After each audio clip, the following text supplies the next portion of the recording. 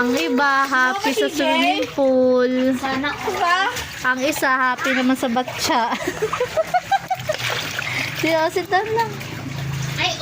Happy sa batya. I'm scuba diving. I just splash. I'm gonna scuba diving.